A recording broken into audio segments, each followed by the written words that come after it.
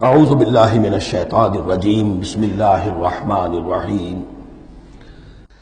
یہ بات تو میں نے کئی مرتبہ عرض کی ہے کہ حجم کے اعتبار سے قرآن مجید کا 2/3 یا 2/3 حصہ مکی صورتوں پر مشتمل ہے، اور لگ بھگ 1/3 ہے کہ جو مدنیات پر مشتمل ہے۔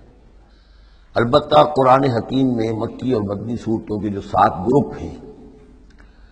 ان میں سے چونکہ پہلے گروپ کی مکی صورت سورہ فاتحہ ہے، حجم کے اعتبار سے بہت ہی چھوٹی، کل 7 آیات پر مشتمل، اگرچہ معنوی اعتبار سے بہت عظمت کی حامل ہے، بڑی فضیلت کی حامل ہے، تاہم یہ کہ وہ سورہ مبارکہ ایسی ہے کہ وہ مکی مدنی کی تقسیم سے بھی اعلیٰ ہے، ارفع ہے، بلندتر ہے۔ اس حوالے سے اگر دیکھا جائے تو قرآن حکیم میں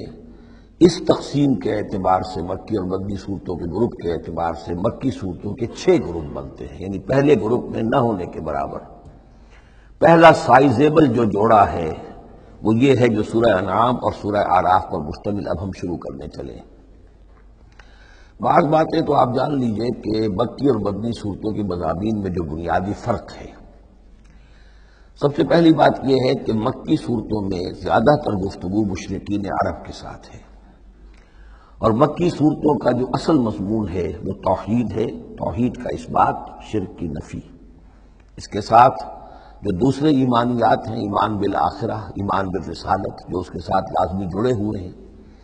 تو اصل مضمون جو ہے مکی صورتوں کا وہ ایمانیات ہے، اور اس میں زیادہ تر جو خطاب ہے وہ مشرکین عرب کی طرف ہے،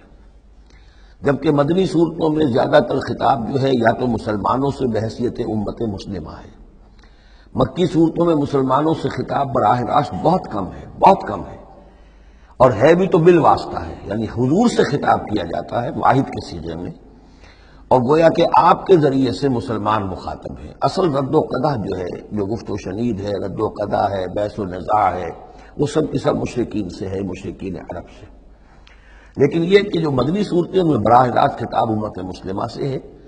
اور یہ کہ اس کے ساتھ ہی اہل کتاب، جیسا کہ ہم دیکھ چکے ہیں، یہود اور نصارہ، ان کے بارے میں مفصل گفتگو ہے، ان سے خطاب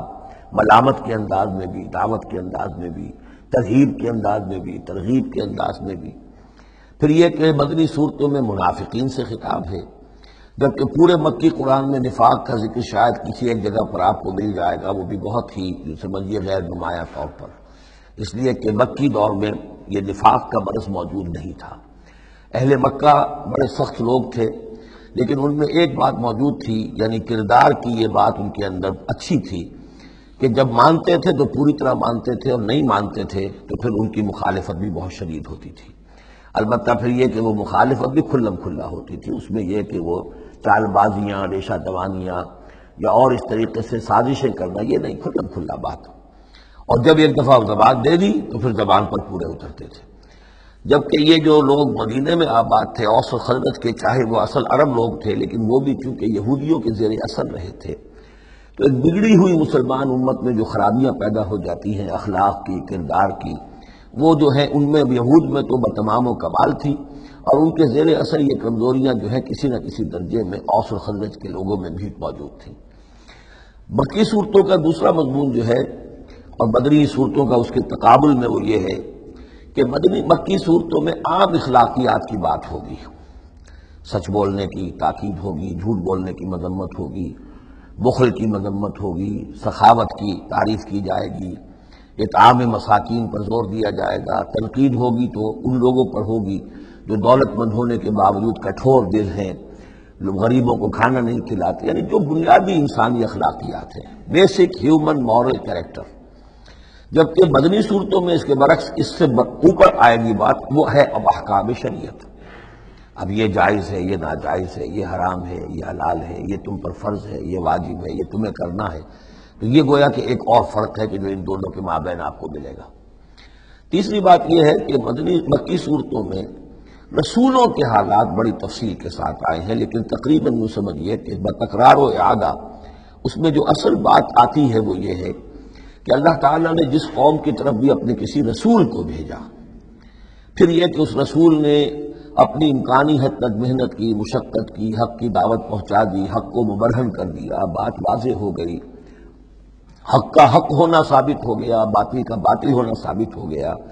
پھر بھی اگر وہ قوم اڑی رہی اور اس نے رسول کی دعوت کو نہ مانا، اس پر ایمان نہ لائی، تو پھر وہ نسیم منسیہ کر دی گئی، پھر اس کو ساتھ کوئی رعایت نہیں ہوئی، اس کو ختم کر دیا گیا، عذاب استیصال،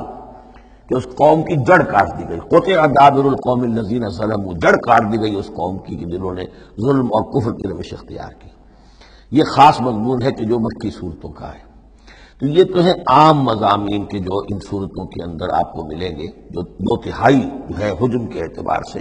اب آپ دیکھیے کہ ہم تقریباً کیا بلکہ یوں سمجھیے کہ 5ویں حصے سے زائد پڑھ چکے ہیں قرآن کا، 6.25 پارے ہم پڑھ چکے ہیں، تو 1/5 سے زیادہ پڑھ چکے ہیں۔ ابھی تک کوئی مکی صورت سوائے سورہ فاتحہ کی نہیں آئی۔ یہ مضامین جو میں آپ کو گنوا رہا ہوں یہ اس لیے کہ اب پہلی مرتبہ یہ سورہ انعام میں ایک بالکل بدلی ہوئی کیفیت میں آپ اپنے آپ کو پائیں گے، جو میں نے کل کہا تھا کہ ابھی تک ہم مدنی جنت میں تھے، اب مکی جنت میں اب ہمارا داخلہ ہو رہا ہے۔ تو اس میں ان 6 گروپوں کے اندر جو میں نے بتایا ہے، ایک اور فرق بھی ہے کہ 2 گروپ ملا کر جو آخری 2 گروپ کی صورتیں ہیں ان میں زیادہ زور جو ہے ایمانیات میں سے آخرت پر ہے، بعث بعد الموت، حساب کتاب، جزا و سزا، جہنم اور جنت۔ درمیانی 2 گروپ کی مکی صورتوں میں زیادہ زور توحید پر ہے، اور یہ جو پہلے 2 گروپ ہیں جن میں 2 صورتیں تو یہ شامل ہیں جو سورہ انعام اور اعراف ہیں، اور پھر 14 صورتیں ہیں مسلسل سورہ یونس سے لے کر سورہ مومنون تک۔ وہ طویل ترین حصہ ہے قرآن مجید کا، مکی قرآن کا، کہ 60 پارے تک مسلسل جو ہے مکی صورتیں چلیں گی۔ ان صورتوں میں زیادہ زور رسالت پر ہے۔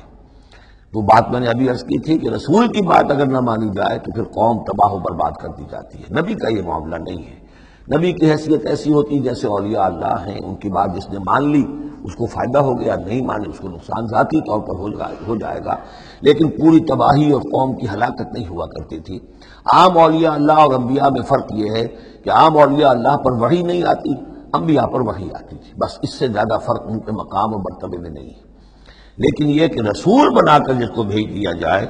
وہ پھر اللہ تعالیٰ کی عدالت بن جاتا ہے کہ اب تو جو اس کو مانے گا اس کے لیے خیر ہے، جو نہیں مانے گا اس کے لیے پھر ہلاکت ہے۔ تو یہ مضامین ہے۔ باقی یہ کہ مکی صورتوں میں پھر جو جوڑے ملیں گے آپ کو، جیسے یہ جوڑا ہم پڑھ رہے ہیں انعام اعراف، اس کے بارے میں ایک بات میں آپ کو کل بتا چکا ہوں کہ جب بات ہوتی ہے اللہ تعالیٰ کو منوانے کی، اللہ تعالیٰ کی معرفت آپ کو حاصل ہو جائے، تو اس کے 2 راستے قرآن اختیار کرتا ہے۔ ایک التذکیر بآلاء اللہ، یہ وہی لفظ ہے فَبِأَيِّ آلَاءِ رَبِّكُمَا تُكَذِّبَانِ، اللہ کی نعمتیں، اللہ کی صناعی، اللہ کی قدرتیں، اور اس کے حوالے سے تذکیر اور یاد دہانی اور ایمان کے حقائق کو انسان کے جو قلب کے اندر مضمر ہیں لیکن ڈورمنٹ ہیں، سوئے ہوئے ہیں، انیکٹیو ہیں، انہیں اجاگر کرنا۔ اور دوسرا حصہ جو ہوتا ہے التذکیر بأیام اللہ، جو رسولوں کو جن قوموں کی طرف بھیجا گیا اور ان کی قوموں نے ان کی بات کو ماننے سے انکار کیا، تو جو ان کو نسیم منسیہ کیا گیا، یہ بڑے بڑے اللہ کے دن ہیں۔ ایک مقام پر قرآن میں ہم خود پڑھیں گے فذکرہم بأیام اللہ، اے نبی ان کو ذرا نصیحت کیجئے ایام اللہ کے حوالے سے کہ کیا کچھ بیتا ہے قوم نوح پر اور قوم ہود پر اور قوم صالح پر اور قوم شعیب پر اور قوم لوط پر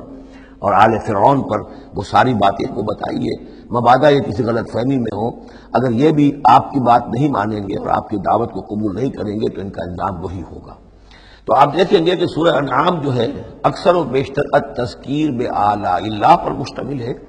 اور سورہ اعراف جو ہے وہ التذکیر بأیام اللہ پر مشتمل ہے، اور عام طور پر یہی آپ کو تقسیم مکی صورتوں کے جوڑے بننے کے اندر یہ بات نمایاں نظر آئے گی۔